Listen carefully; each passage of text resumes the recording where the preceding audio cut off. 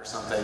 It's generally speaking, I know because we filmed in some of the kitchens of really cheap Chinese restaurants in Vancouver when we were doing Supernatural, and I saw things that were more horrific than any of the decapitations that we performed on the show in that kitchen, like cutting boards covered with cigarette butts and stuff like that. So there was a soup broth that was bubbling on the stove. It was like a 15-gallon, like a giant pot of like the broth for wonton soup, and it had plastic grocery bags floating in it.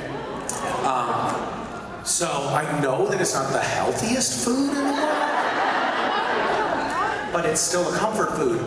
And your prompt just brings me back to my childhood when I grew up in a very loving, nurturing home with my mom and my brother, but we did not have any money.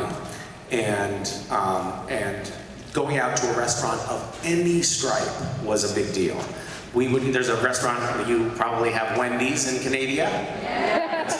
So there was a restaurant, Wendy's had an all-you-could-eat buffet that was like $3.50 at the right time. And we would sometimes go there, but it would be like, eat as much as you can, kids. And there was, and then occasionally like my mom's boyfriend or something, or it would be somebody's birthday, and we would go to the really, really, really cheap Chinese restaurant in town.